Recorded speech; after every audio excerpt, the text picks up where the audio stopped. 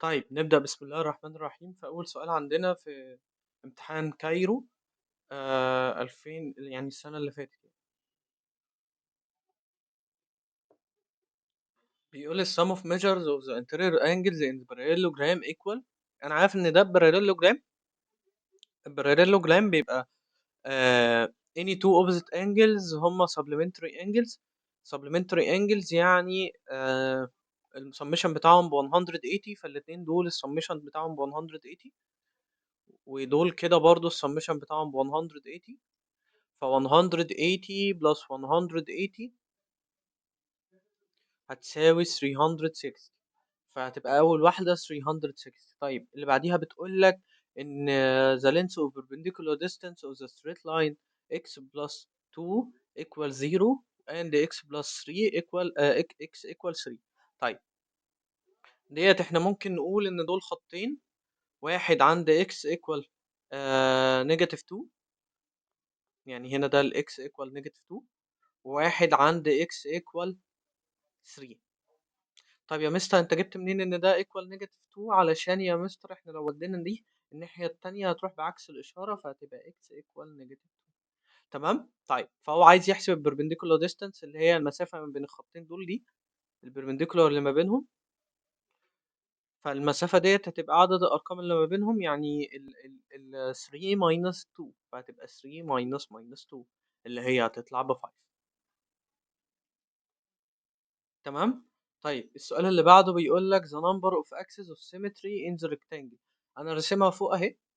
number of axes of symmetry احنا عندنا 2 axes of symmetry في الريكتانجل. الاولاني اهو بيقسموا الحتتين متساويين زي ما انتم شايفين يمين وشمال اهو.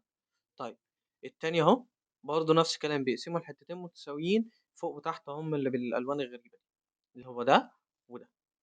فكده في 2 axes of symmetry في دي هنا 5، ودي هنا 360، ودي هنا 2. طيب the length of the opposite sides to the measure angle of 30 in the right angle triangle. يعني بيقول لك لو انت عندك right angle triangle زي كده،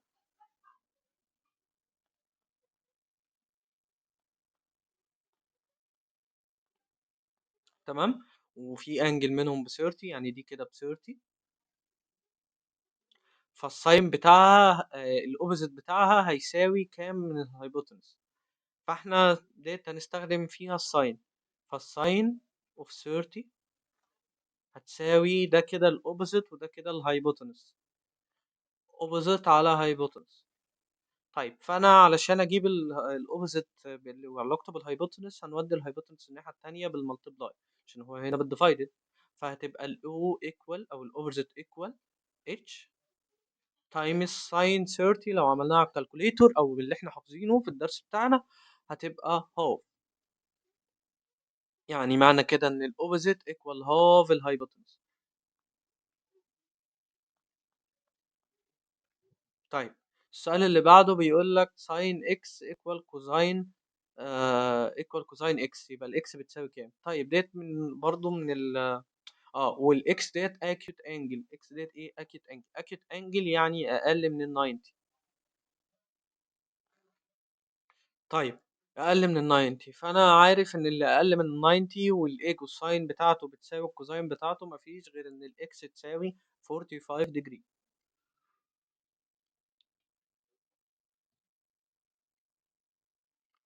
السؤال اللي بعده بيقول لك السلوب بتاع الستريت لاين ده ومديني الايكويشن بتاعت اهي. السلوب بتاع الستريت لاين ده ومديني الايكويشن بتاعت الستريت لاين. الايكويشن بتاعت الستريت لاين اللي هو مديها لي هي ax plus by plus c equal 0.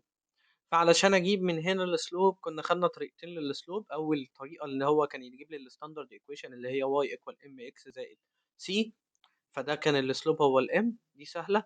الطريقه اللي هنا ان هو يجيب لي الايكويشن اللي زي كده وانا اطلع منها السلوب. السلوب هنا هيساوي نيجاتيف كوفيشنت الاكس على كوفيشنت الواي من غير نيجاتيف، يعني هو كوفيشنت الواي بس. فكوفيشنت الاكس هنا ب a والنيجاتيف بتاعه يبقى نيجاتيف a على كوفيشنت الواي هنا ب b، فهيبقى b، هتبقى نيجاتيف a over b. تمام. طيب تعالوا كده نشوف السؤال اللي بعده. نمسح بس الحبة اللي فوق دول. السؤال اللي بعده قال لي without using calculator حل لي السؤال ده. طيب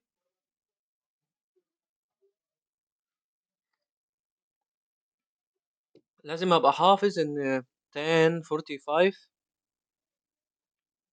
equal 1، وابقى برضو عارف ان cosine 30 equal root 3 over 2، وان tan 60 ولا tan 60 equal root 3. تمام، اروح معوض على طول هنا، فهتبقى 2x tan 45 باي 45 باي 1 اللي هي tan 45 يعني equal tan 60 اللي هي root 3 multiply cosine 30 اللي هي root 3 over 2. فهنا اللي هيحصل ان ال 2 ديت هتروح بالديفايدد، بس قبل ما تروح بالديفايدد هنعمل الاثنين دول ملتبلاي بعض. لو عملتهم ملتبلاي على الكالكوليتر او بدماغي كده، فدي هتطير مع دي، هيتبقى هنا 3 over 2، وهنا هتبقى 2x على طول علشان اي حاجه في بند بنفسها. فالاكس هنا هنودي ال 2 هنا بالديفايدد يعني ملتبلاي 2 تحت، هنا 2، فهتديني هنا 3 over 4. يبقى انا كده طلعت الاكس ب 3 over 4. تمام. السؤال اللي بعده بيقول لي find the equation of the straight line passes through the point ديت و its slope بيساوي 3. طيب فهنا هستخدم الايكويشن بتاعت الستريت لاين الاولاني اللي هي بتقول لي y equal mx y equal mx plus c، بحيث ان الام ده هو السلوب، والام عندي في السؤال ب 3 اللي هو السلوب، قال لك السلوب بتاعها equal 3. تمام. تمام. طيب وقال لي ان هو passes through the point، يعني البوينت 1 و 5 satisfies the equation، يعني لو عوضت بيها بالايكويشن ينفع عادي. المفروض هيطلع في ناحيه 1 والناحيه الثانيه هتطلع 5، ان الاكس هتبقى 1 فالواي لازم تطلع 5. فاحنا هنشيل الاكس هنا ونحط 1، وهنشيل ال 5 ونشيل الام ونحط 3، ونشيل الواي ونحط 5. يلا، فهتبقى 5 equal 3 times 1 بلس سي. وبالطريقه ديت انا اقدر اجيب السي عن طريق ان انا اودي ال 3 ديت الناحيه التانية بالماينس، فهتبقى سي ايكوال 5 ماينس 3، فديت هتساوي 2. يبقى انا كده جبت الايكويشن عن طريق ان انا جبت السي اللي فيها والواي انترسبت اللي فيها ب 2. فالايكويشن بتاعتي هتساوي ام ام ايه بقى، ما احنا عارفين انها ب 3، تكتب ام دي تانية مثلا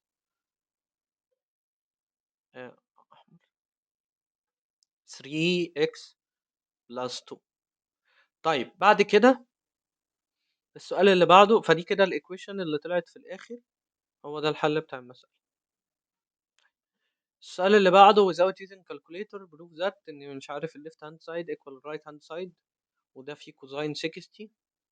طيب فاحنا اول حاجة هنعملها هنجيب ال LHS او ال left hand side. ال left hand side هنا يا مستر بيساوي cosine 60، cosine 60 باور 2، وكوزين 60 اللي هي بهاف باور 2 معناها ان انا هعمل هاف والباور 2، وده معناه ان انا هخلي اللي فوق باور 2 واللي تحت باور 2. اللي فوق باور 2 ب 1، 1 باور 2 ب 1، تحت باور 2 ب 4. فكده جبت ال اتش اس. طيب الار اتش اس، طيب هنا 1045 بتساوي 1 ماينس ساين 10، نكتب بس 1045 كده علشان هو قال لي without using calculator فانا لازم اكتب له الستبس. ساين باور 2 60 ديجري. بعد كده يا مستر 1045 ب 1 ماينس ساين باور 2 60 ساين 60 بروت 3 اوفر 2 اول باور 2. فده معناه ان اللي فوق باور 2 واللي تحت باور 2، فالباور هيطير الروت، فيتبقى فوق 3 وتحت هتبقى ب 4. ده كده دخلنا الباور جوه، فهتبقى 3 1 ناقص 3 ارباع، هيتبقى ربع واحد بس. فكده اثبتت ان الرايت هاند سايد ب 1 اوفر 4 والليفت هاند سايد ب 1 اوفر 4. اذا فانا بالنسبه لي ال اتش اس بيساوي ال ار اتش اس. تمام. تمام. طيب يلا نخش على بعض. نمسح بس كده.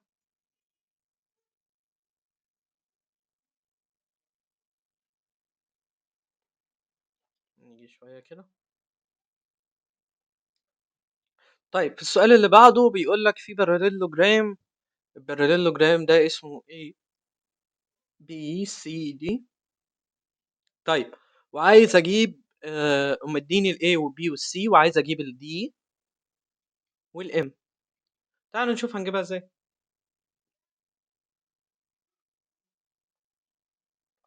هنستخدم في الاتنين قانون واحد، وهو ال distance between two points.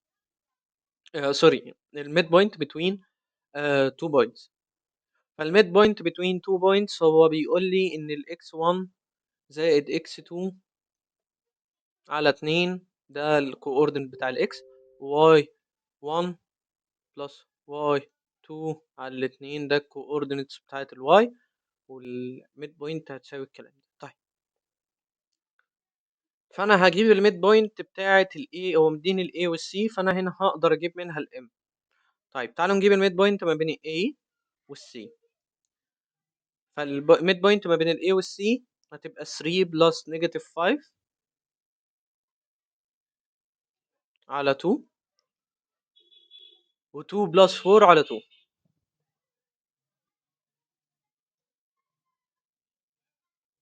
فديت هتطلع بنيجاتيف 2 على 2 هتساوي 1 نيجاتيف 1.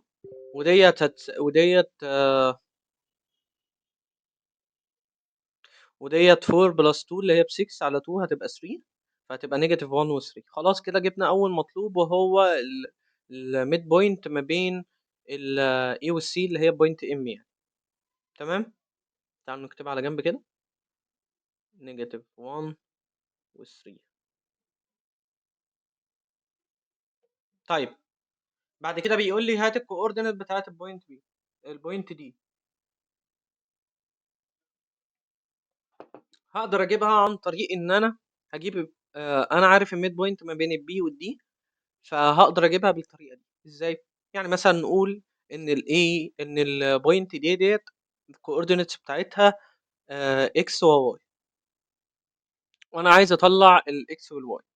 طيب انا هجيب الميد بوينت ما بين البي والدي، وانا عارف ان هي بنيجاتيف 1 اوفر 3، 1 و 3، بنيجاتيف 1 و 3.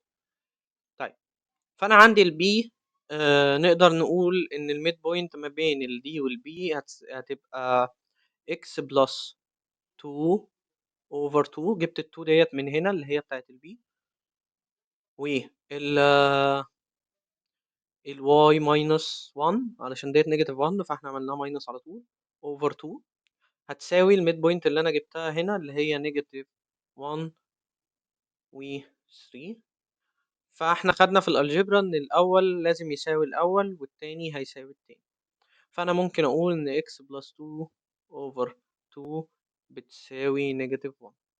هنا هودي ال 2 ديت بالملتبلاي وال 2 ديت بالماينس بعد ما اودي اللي تحت بالملتبلاي، فهتبقى هنا نيجاتيف 2، يبقى x equal نيجاتيف 2 اللي هو الملتبلاي ده، وديت لما اوديها بالنيجاتيف فهتبقى ماينس 2، فديت هتبقى نيجاتيف 4. فديت كده اول كوردينت في الاكس. تاني كوردينت اول كوردينت في الدي. تاني كوردينت هيبقى y minus 1 over 2 equals ال 3 دي. فاحنا هنودي ال 2 ديت بالملتبلاي هتبقى 6، هتبقى y minus 1 equal 6. هنودي ال 1 بالبلس فهتبقى y equal 7. فانا كده جبت ال 2 كوردينتس بتاعت سوري، جبت الكوردينتس بتاعت الدي وهي نيجاتيف 4 في الاكس و7 في الواي. تمام. تمام يا اسطى. تعالى بقى نمسح الكلام ده كله ولا سيبه، احنا كده كده مش هنرجع. طيب بيقول لي هنا ان في رايت انجل تراينجل ات بي اسمه اي بي سي، فاحنا هنرسمه اهو.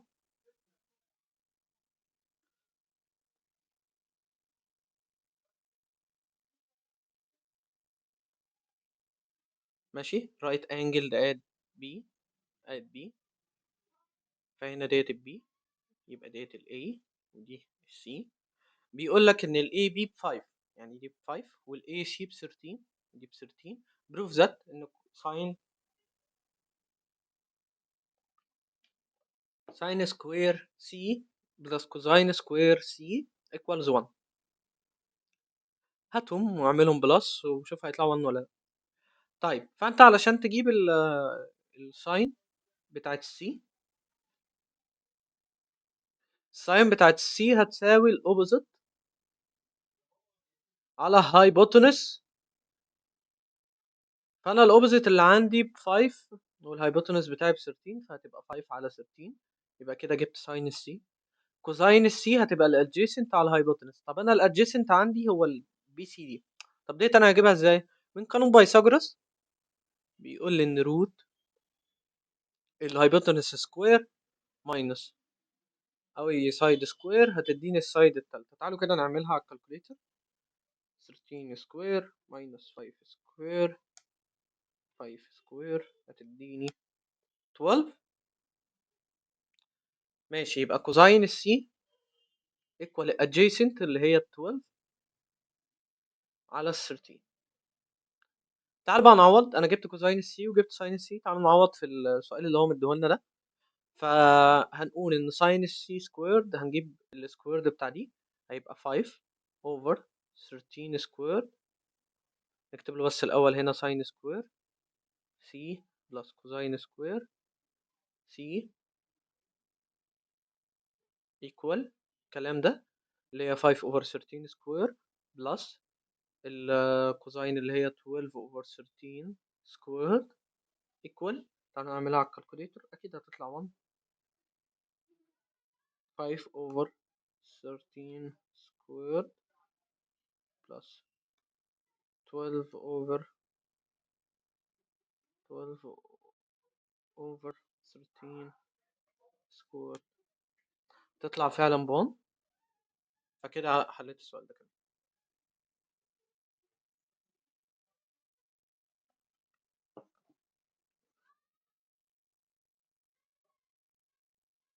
طيب السؤال اللي بعده بيقول لي prove that a straight line passing through the two points 3 و 2 و 1 و 3 is perpendicular to the line كذا.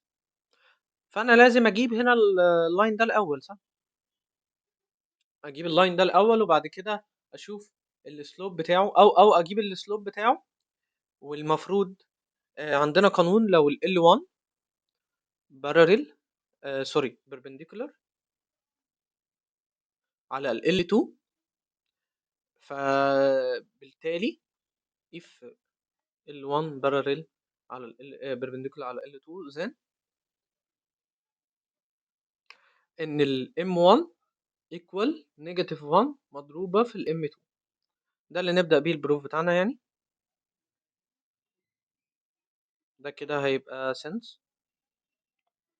فانا هجيب ال M1 من هنا. ده كده هيبقى اللاين اللي بس through 2 points دول هيبقى ده ال M1. واللاين ده التاني ده هيكون اللي هيجي من هنا يعني دي كده ال M2. يعني ده L1 وده L2.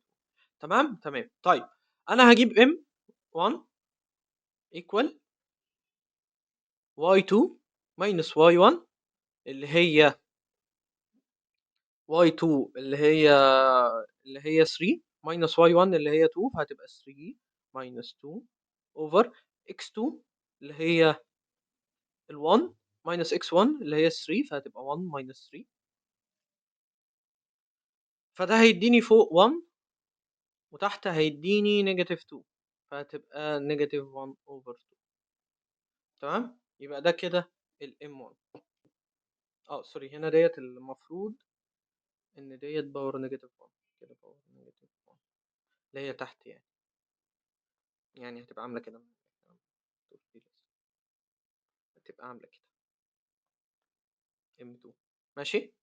واحنا اكيد شايفينها يعني اكيد شايفين ان هنا ال M1 multiply ال M2 equals 2 multiply negative 1 over 2 equals negative 1. فبالتالي يا مستر هنا ال M1 equal 1 negative 1 over M2. ماشي. طبعا هنا هتبقى sense وهنا then وهنا then، وكمان هقول ان L1 perpendicular على L2 then L1 perpendicular. كده كتبت البروف بتاعي، سهلة وبسيطة. طيب find the diameter length of the circle whose center كذا and passes through the point E. طيب تعالوا بس نرسم الأول سيركل كده ونفهم هو عايز ايه. مش هحتاج سيركل، بس تعالوا نرسم سيركل.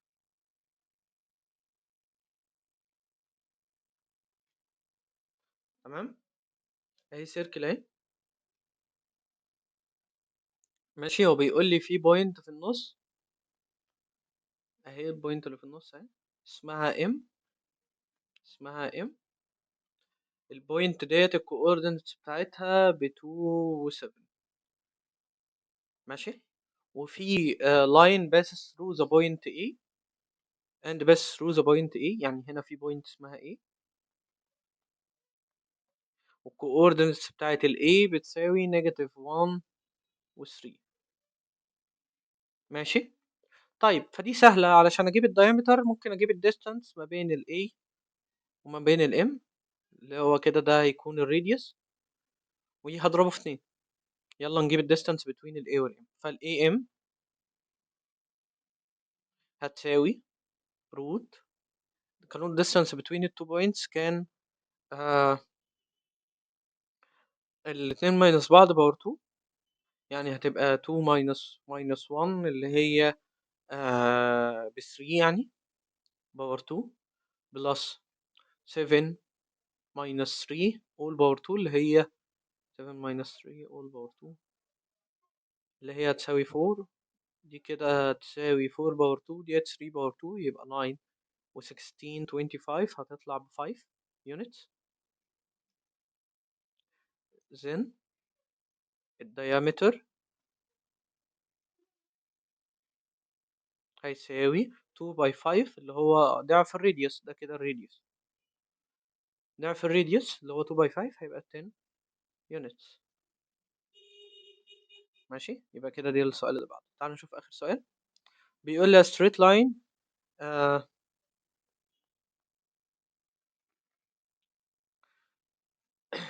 إيه اللي أنا عملته؟ بيقول لي a straight line السلوب بتاعه ب 3 والintercepted and intercepted at 6. فكده أنا ممكن أطلع الإيكويشن from the positive y of x y axis. قال لي find the equation of the straight line و find the intersection point with x axis. طب دي سهل، أنا عندي الستاندرد إيكويشن هي y equal m في x بلس c. صح صح. طيب هو مديني الام اللي هي السلوب بيساوي 3، ومديني السي اللي هي الواي انترسبتد بوزيتيف الانترسبتد units from the positive part of the y axis. فانا هروح كاتب السي ايكوال 6. بس كده يا معلم، اهو اهي كده جبت الايكويشن 3x بلس 6. كده جبت الايكويشن. طيب عايز اجيب الانترسبتد انترسكشن مع الاكس اكسيس. امتى تعمل انترسكت مع الاكس اكسيس؟ تعالوا كده نرسم كده coordinates كروكي.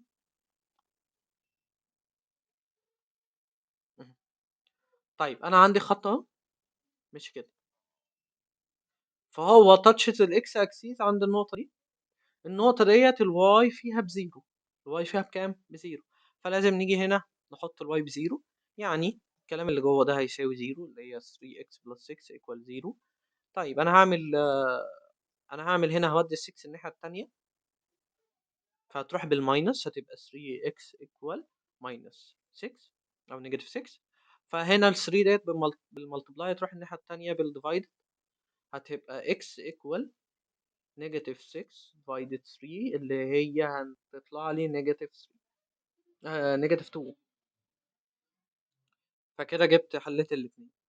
طيب هنا دي بنيجاتيف 2 وديت y equal 3x plus 6.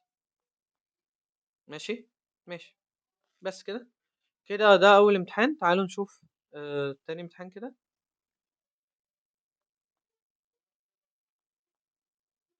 ونمسح الامتحان اللي على الجنب ده علشان يديني مساحة.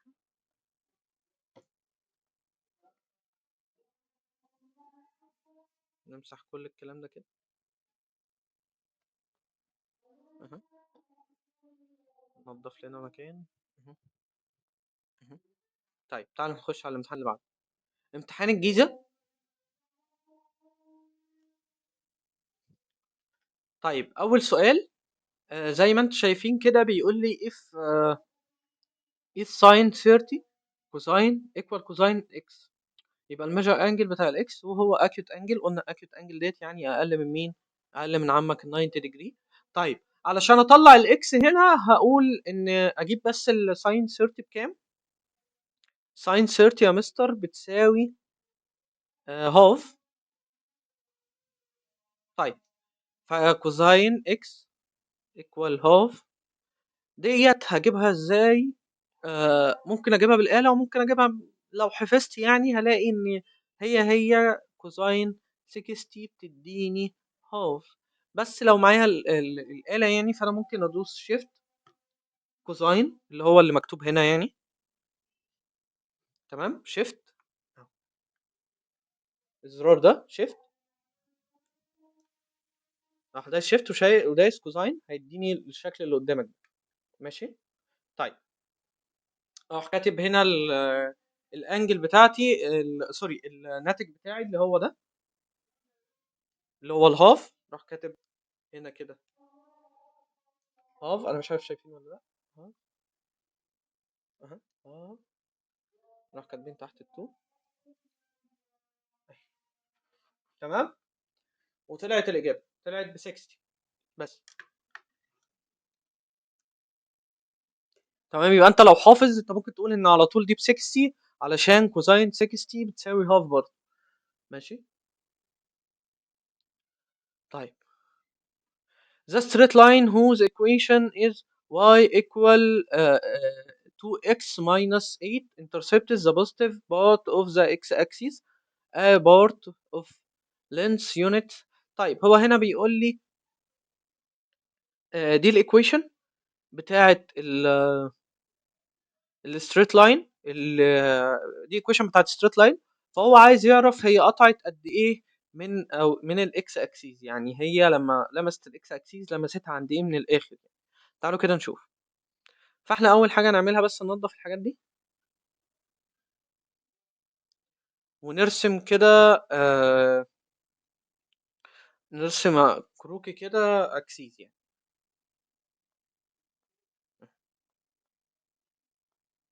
المفروض ينزل كده، ده الواي اكسيس وده عم الاكس اكسيس، ده عم الاكس اكسيس. تمام تمام. طيب فمعنى الستريت لاين ده فهو مشي كده مثلا، مشي كده. فده الستريت لاين بتاعي قطع الاكس اكسيس عند النقطه دي. فهو عايز الديستانس دي كده، يعني لو كانت موجوده بالبوزيتيف أو قطعها بالنيجاتيف يعني. فهو عايز الحته دي كده. ماشي. بس تعالوا نرجع للسؤال بتاعنا. هو بيديني الايكويشن بتساوي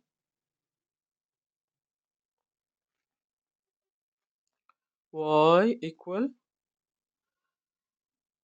2x minus 8 وعايز يشوف قطعت قد ايه في الاكس اكسس. فلما تيجي تقطع الاكس اكسس بتبقى الواي بزيرو، فاحنا نعوض الواي بزيرو فهتبقى 2x minus 8 equal 0. فانا هودي ال 8 هنا بالبلس فهتبقى 2x equal 8.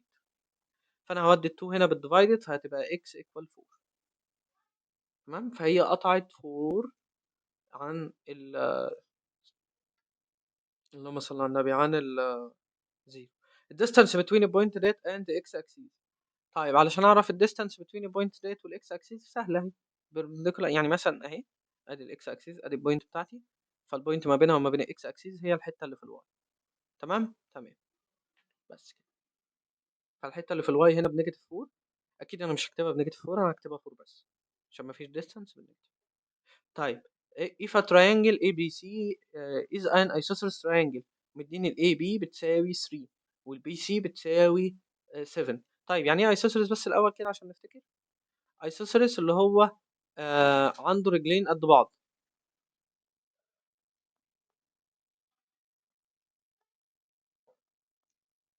زي كده. فهنا السايد ديت قد السايد. طيب فالسايد ديت بتساوي السايد ديت. فانا عندي لو قلنا ده A B C، والسايد ديت اكبر منهم هما الاتنين، او في اتنين بيساوي بعض والتالتة هي اكبر منهم. فانا عندي A B C A. فقال لك الحمد لله. فقال لك ان ال A B بتساوي 3، فدي كده هتساوي 3، وال B C هتساوي 7. يبقى السايد التالتة لا اما 3 لا اما 7، بس هنا من الواضح انها هتبقى 3.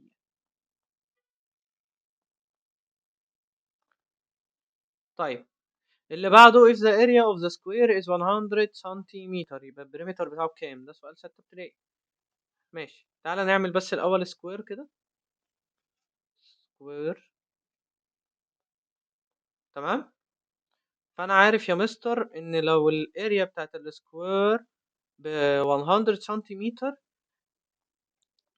فعشان اجيب السايد الواحدة هعمل روت ل 100 سنتيمتر، اللي هو يعني كام في كام يديني 100، فهي 10 كام في نفسه يديني 100، فهي هتطلع ب 10. يبقى السايد الواحدة ب 10، يبقى دي ب 10 دي ب 10 دي ب 10 دي ب 10، والبريمتر هو اللي بره دول، فديت هتبقى ب 40 عشان في 10 10 10 10 يبقى 40. عايز السلوب بتاعت الستريت لاين which is parallel to the x axis. straight line parallel to the x axis يعني ادي الاكس والستريت لاين parallel للاكس axis كده. دي هتبقى بزيرو عشان السلوب بتاع الاكس axis نفسه بزيرو، فده هيبقى بزيرو. تمام تمام.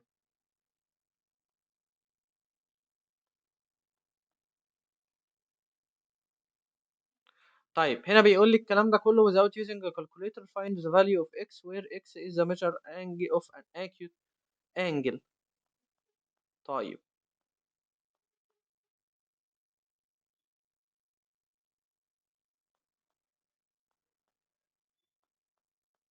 يبقى هو عايز ال value بتاعت ال x.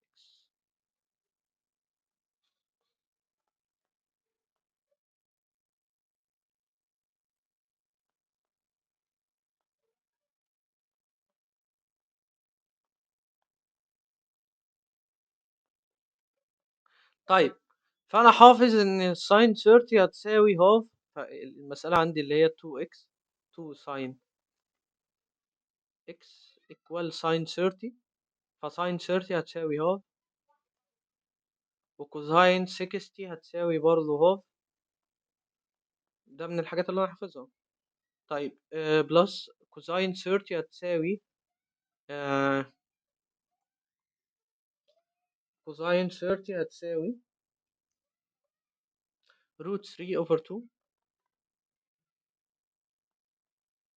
وساين 60 هتساوي روت 3 over 2. فهنا half times half هتبقى 1 over 4 بلس روت 3 multiply روت 3 هتبقى ب 3، و2 by 2 هتبقى ب 4، يبقى 3 over 2 3 over 4 سوري.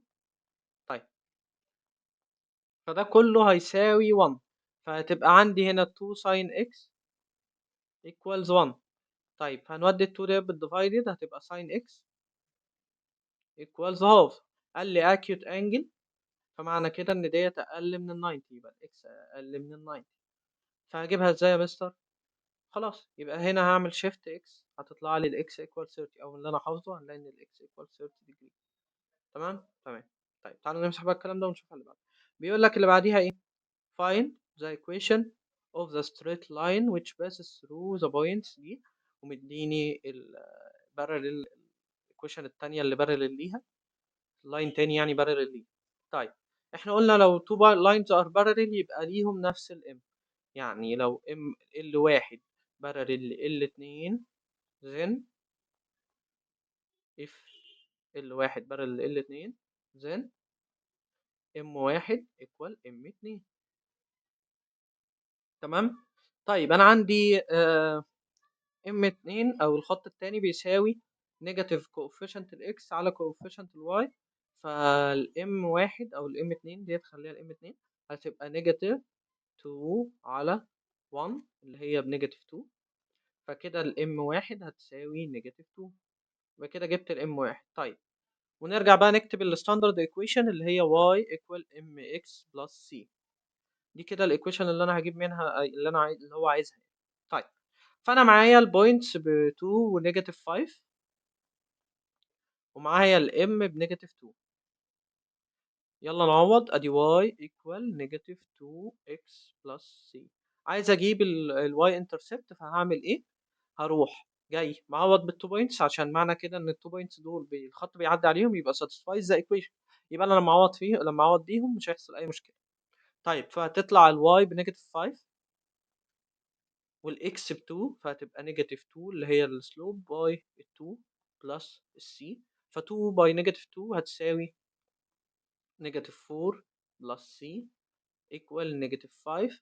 فال4 ديت هتروح الناحيه التانيه بالبوزيتيف، فهتبقى سي ايكوال نيجاتيف 1، علشان نيجاتيف 5 بلس 5 بلس 4 ايكوال نيجاتيف 1.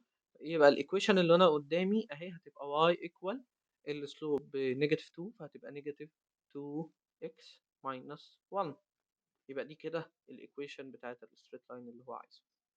طيب تعال نخش على اللي بعده.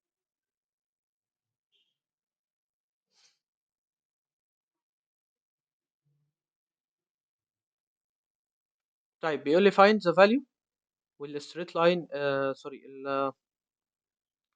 الرايت انجل بتاعي مديني فيه 3 سايدز بس. فانا هجيب منه اللهم صل على النبي، هجيب منه ايه؟ هجيب منه هجيب منه يعني ساين A وكوساين C والكلام ده كله. تمام. طيب. طيب اول حاجه هرسم عشان يساعدني الحل، عشان يعني اعرف حل، هرسم الرايت انجل اهو.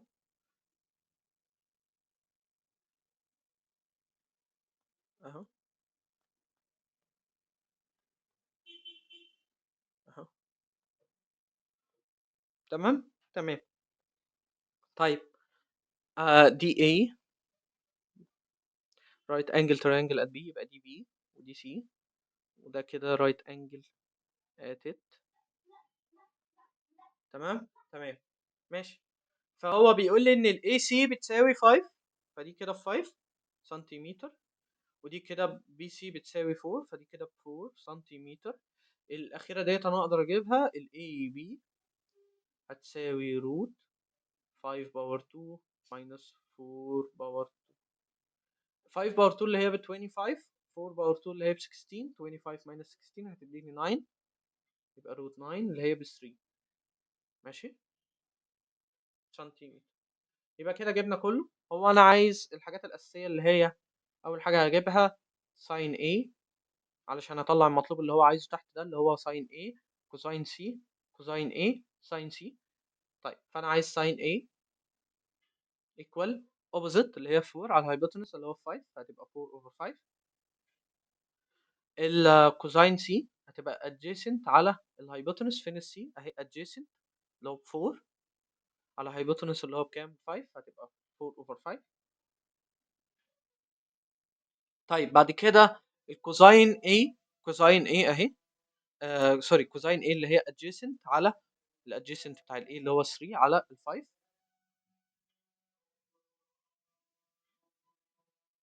3 اوفر 5. طيب بعد كده هو عايز الساين سي، ساين سي اللي هو اوبوزيت على الهايبوتنس، اوبوزيت اوبوزيت اللي هو 3 على 5. طيب هو عايز يعمل ساين A كوساين سي، ساين A كوساين سي يعني 4 اوفر 5 ملتبلاي 4 اوفر 5.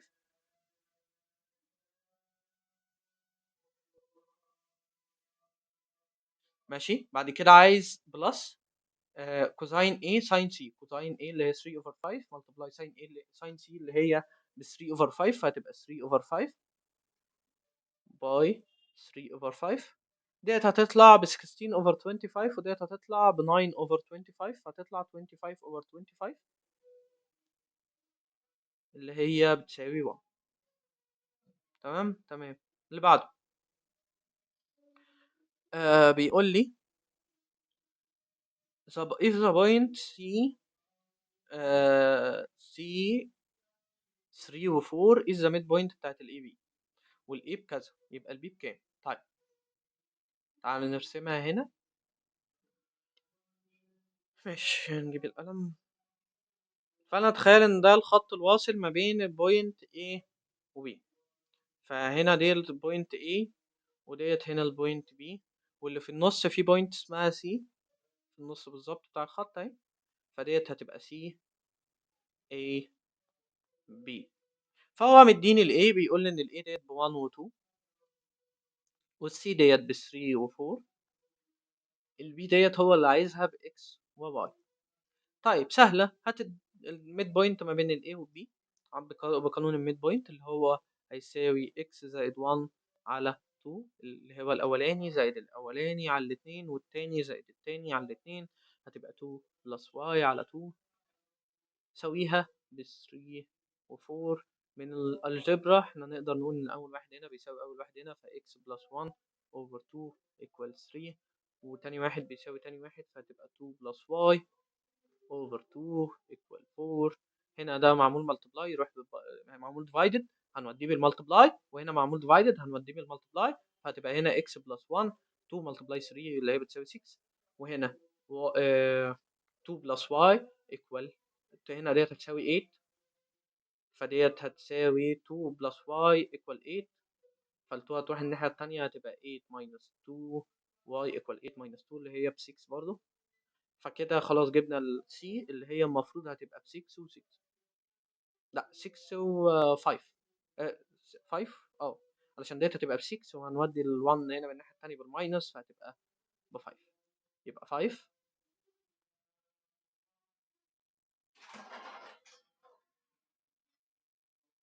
5 و 6.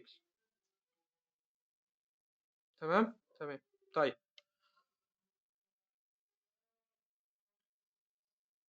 بس كده، فاحنا كده جبنا البوينت بي اللي هي ب 5 و 6. طيب السؤال اللي بعده بيقول لك find the slope بتاع ال straight lines the length of intercept and the length of intercepted part of y axis where the equation كذا. فهو هنا عايز الاثنين، عايز السلوب. السلوب سهل، هو النيجاتيف coefficient ال A نيجاتيف coefficient ال A اللي هو 2 يبقى نيجاتيف 2 over coefficient ال B سوري coefficient نيجاتيف coefficient ال X على coefficient ال Y اللي هو بنيجاتيف 3، فهتبقى ب 2 over 3. كده جبنا ال اللهم صل على النبي، كده جبنا الاسلوب. طيب هنجيب الواي انترسبت ازاي؟ ممكن نحط الاكس بزيرو يا مستر ونشوف الواي هتبقى بكام. فلما نحط الاكس بزيرو هتبقى نيجاتيف 3 واي بلس 6 ايكوال 0. هنودي 6 الناحية التانية بالماينس فهتبقى نيجاتيف 3 واي ايكوال نيجاتيف 6، فالنيجاتيف هيروح مع النيجاتيف وهنودي 3 تحت بالديفايدد فهتبقى واي ايكوال 2. فهنا الانترسبتد برضه من الواي اكسيس في الايكويشن ديت هيبقى ب 2. ماشي 2 يونتس. طيب المسألة اللي بعديها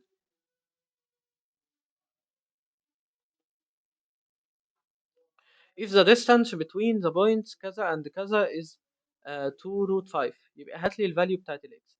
طيب هات لي بس قانون الديستانس بتاعت between two points. هو الاول ماينس الاول اللي هي x minus 6 الكل سكويرد بلس التاني ماينس التاني اللي هي 5 minus 1 كل سكويرد.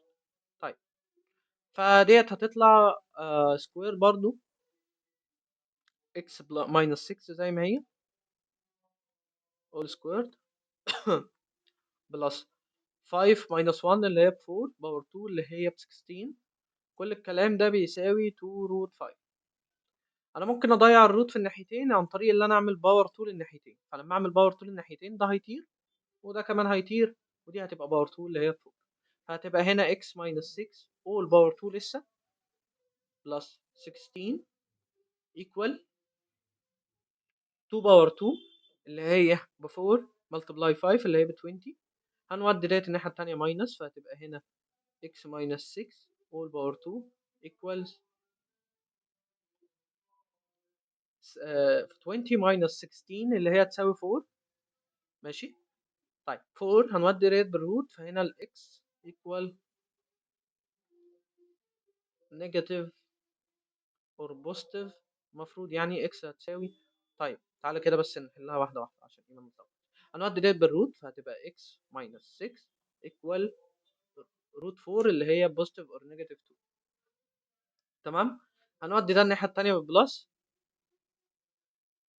فقبل ما نوديه بالبلس هنقول مثلا هنقول ان الاكس ماينس 6 هتبقى ببوزيتيف 2 واكس ماينس 6 ايكوال نيجاتيف 2.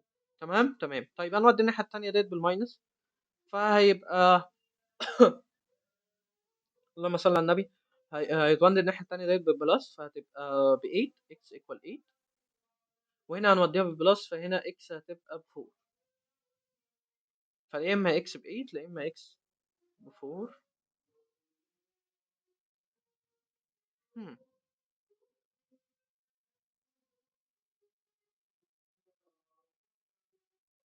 ماشي، لا اما الاكس ب 8 لا اما الاكس ب 4. فكده طلعنا الاكس. طيب تعالى نشوف السؤال الاخير. انا كنت اسيبها هنا عشان لو انت بتحل يعني وايه لا قدر الله يعني بتحل وبتذاكر بتاع. تعالى تعالى نخش على بعض. ده الليزر ده. اوه. أوه. بس مستر كريم. بس كده. المهم state the type of triangle ABC where the vertices is كذا كذا كذا. فاحنا كان عندنا كذا حلقة للتراينجل. اول حاجة بجيب الديستانس بين كل واحدة والتانية واشوف الكبيرة وازود الاتنين الصغيرين مع بعضهم واشوف الحالة بتاعتهم هل اكبر من هل تساوي هل اصغر من. طيب فاحنا دلوقتي هنجيب الديستانس بتاعت الثلاث سايدز بتاعت التراينجل اللي هي AB والBC والCA او الAC. ماشي تمام. انا هبدأ بالAB equal root A. هتبقى الاولاني ماينس التاني all باور 2 يبقى نيجاتيف 2 ماينس 3 all باور 2 بلس التاني ماينس التاني اللي هي 4 ونيجاتيف 1 فهتبقى 4 ماينس بلس 1 هتبقى باور 2. تمام تمام. فديت هتطلع بنيجاتيف 5 باور 2 ب 25 وديت هتطلع ب 5 باور 2 ب 25. الاثنين هيطلعوا روت 50. طيب A قلنا هنجيب بعد كده البي سي. البي سي هتبقى روت. انا عايز اخرج خط ده شويه. هتبقى روت. طيب هتبقى روت الاولاني ناقص التاني all باور 2 الاولاني ناقص الاولاني all باور 2 فهتبقى 3 ماينس 4 all باور 2 بلس التاني ناقص التاني all باور 2 فهتبقى نيجاتيف 1 ماينس 4 all باور 2. وهنطلع الاجابه. هنا ديت هتطلع ب 3 ماينس 4 اللي هي ب 1 باور 2 اللي هي ب 1 فهتبقى روت 1 بلس هنا بنيجاتيف 5 فهتطلع 25 اللي هي كده هتطلع ب 26 روت 26. طيب يبقى دي كده البي سي ناقص الاي سي. الاي سي عندي الاي سي عندي الاولاني ناقص الاولاني يبقى نيجاتيف 2 ماينس 4 all باور 2 بلس التاني ناقص التاني اللي هي النيجاتيف 1 اللي هي ال 4 ماينس ال 5 all باور 2.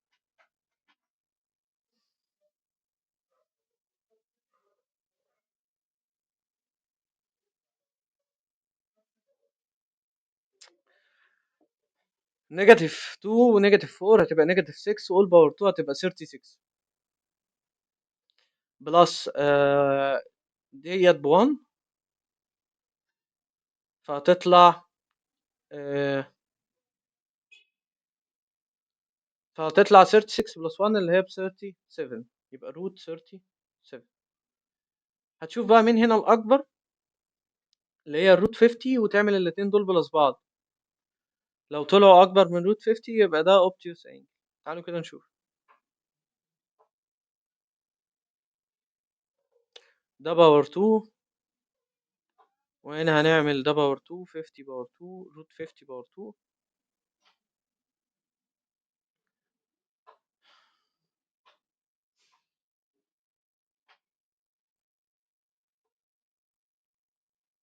نمسح بس شوية كده، نفضلنا مساحة اهي. هما ال 3 بوينتس اللي عندي، واحدة بروت 50، وواحدة بروت 37، وواحدة بروت 26. تمام تمام. احنا هنعمل كالآتي، هنشوف روت 50 باور 2 اللي هي هتبقى ب 50، فدي كده اكننا خدنا اول بوينت سكوير.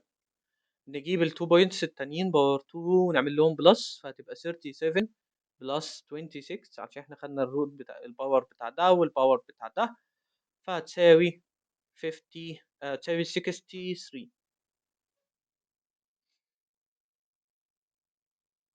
63، وطبعا هنا ال 63 اكبر من ال 50. تمام تمام. ففي الحالة ديت تعالوا كده نشوف، نفتكر هو ده هيطلع ايه بالظبط.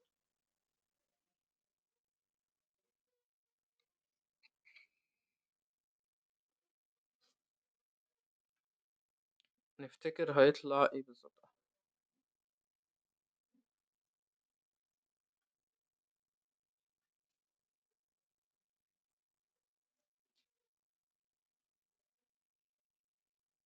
ماشي، فلما يطلعوا هما الاتنين اكبر من ده، فده هيبقى اسمه acute angle triangle، فده كده هو acute angle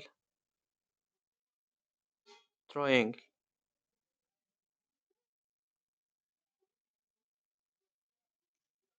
تمام، بس كده.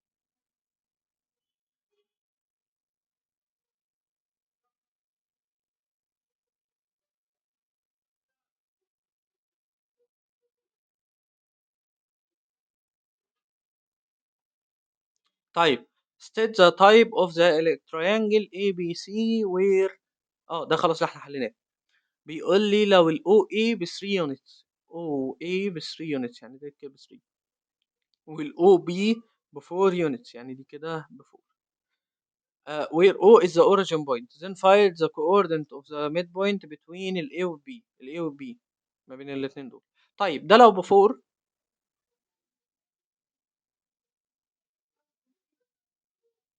ودي كده ب 3، فده معناه ان ديت ان الكوردينيت بتاعت ال A بتساوي من الواضح جدا انها انترسبتد عن أو واقعه على الاكس اكسس، فالواي بزيرو. تمام، والاكس معدي فيها 3، فديت هتبقى 3، يبقى 3 و0 كده ده الايه. طب البي، البي يا مستر هو واضح ان الاكس فيه بزيرو. الواي هنجيبه ازاي؟ لو خدت بالك ان ده كده تراينج رايت انجل تراينجل، والانجل ده ات او، فاحنا نقدر نجيبها عن طريق البايثاغورس. نقول ان روت 4 باور 2 ماينس 3 باور 2، عملتها ماينس عشان ال 4 هنا هي الهايبوتنس، يبقى ديت ب 16 وديت ب 9. 9 ماينس 16 هتديني روت 4 باور 2 ماينس 3 باور 2 equals روت 7.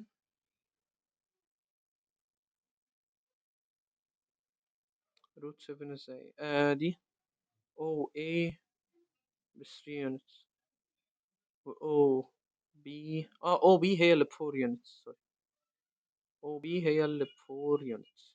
فانا خلاص جبت البي اهي، او بي ب 4 units، فديت كده ب 4، كده ديت 0 في الاكس عشان وقع على دي، فهتبقى 0 4. بس كده جبت الكوردينتس بتاعت الاثنين. علشان اجيب الميد بوينت بتاعت الاي بي هقدر آه عشان اجيب الميد بوينت بتاعت الاي بي هقدر اعمل الاثنين اللي هو قانون الميد بوينت، اللي هو الاول زائد الاول على الاثنين. يعني هنا 0 بلس 3 اوفر 2 هتبقى 3 اوفر 2 على طول، عشان اي حاجه بلس 0 بنفسها. وهنا 4 بلس 0 اوفر 2، فديت هتبقى 4 اوفر 2 اللي هي ب 2، صح؟ فديت كده الميد بوينت between. طيب الكوردينتس بتاع اوف ذا ميد بوينت اي بي، فجبنا الاي بي الميد بوينت اهو. عايز الايكويشن بتاعت الخط اي بي. علشان اجيب الايكويشن انا لازم اجيب الاول ال اللهم صل على النبي. السلوب بيبقى اللي هو هو اي نقطتين ماشي عليهم الستريت لاين، فانا هقدر اجيب منهم السلوب عن طريق اللي انا اجيبه بالقانون بتاع السلوب اللي هو y2 minus y1 over x2 minus x1.